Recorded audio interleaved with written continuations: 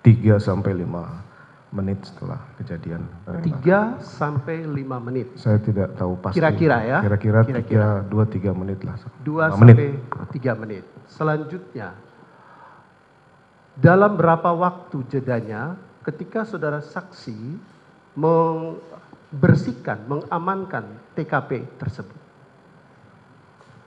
Saya tidak pernah membersihkan atau mengamankan TKP karena setelah keluar menelpon pejabat dari di Propam, kemudian memanggil Kasat Serse, maka pengamanan dan olah TKP itu sudah dilakukan oleh penyidik.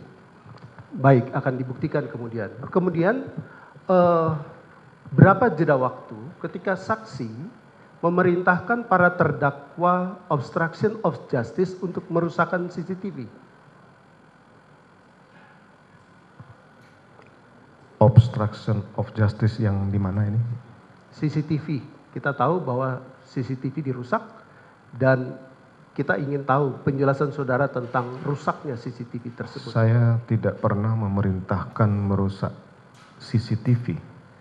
Saya hanya memerintahkan kepada AKBP Arief untuk menghapus semua rekaman CCTV yang sudah ditonton oleh AKBP Arief dan kawan-kawan.